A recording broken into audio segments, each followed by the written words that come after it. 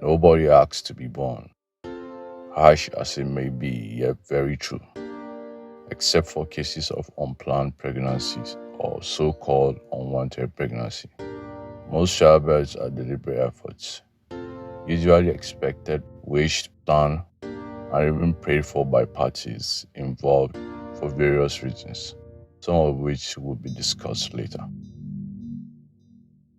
For those who have lived or have grown around these parts, we are very familiar with questions that starts like this. Thank God you don't even have kids.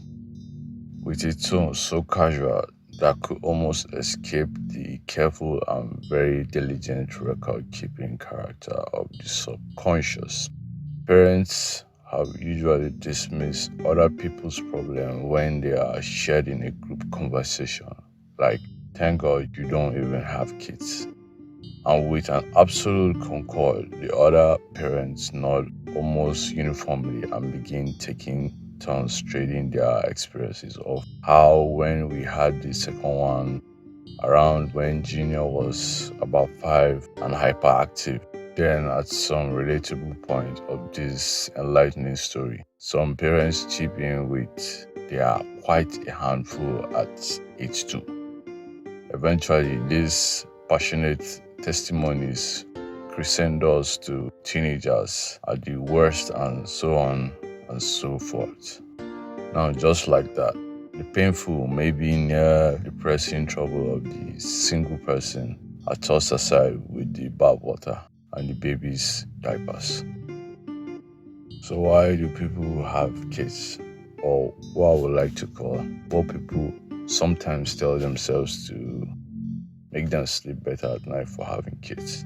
With no intent to understate the celestial beauty and pure divine embodiment of the child, like other earthly possession, it is only wise to ask yourself, why are you having them? Well, as a childless individual, I would like to think that people who once liked us before they became parents decided to do so for these reasons.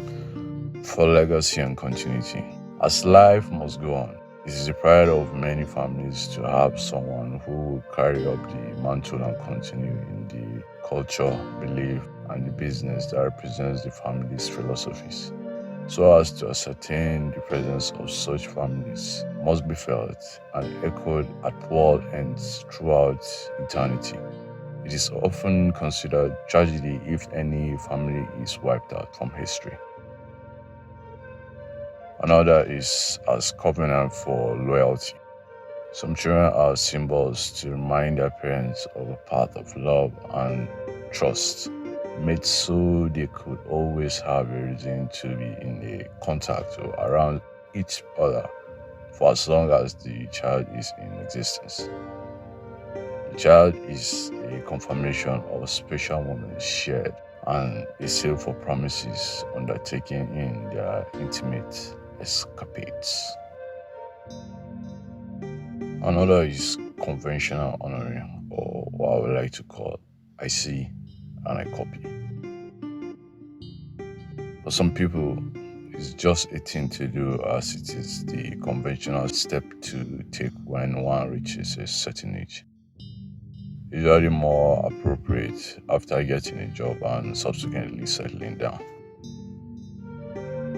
And the final point I have here is just for the pure love.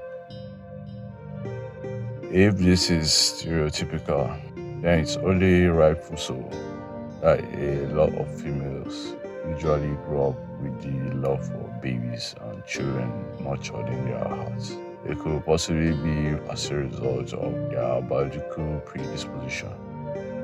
Therefore, when the time is convenient and the reproductive metabolism agreeable. So what's the fuss about? Considering the reasons just proclaimed as to why people have kids, it becomes a wonder as why people are most times in constant nag about special stress associated with having them. They occasionally proclaim how much of a blessing it is to have these kids, However, it's usually in public scenarios where it is only socio-politically correct to make such claims, as this first could be from not only being clear from the beginning as to why they are conceiving this miraculous phenomenon into universal consciousness. Things go wrong, and the measure of this extent of one's pain and trouble is largely a function of the mental adaptation of every individual. An experience seeming like the end of the world for one being maybe just an insignificant or inignorable scratch to another. It is a natural mandate for every life in a world with interplay between many unpredictable variables. Therefore, things go wrong before kids, with kids, and after kids. Everybody gets their share of life's tragedy, where one is responsible for themselves and others or not.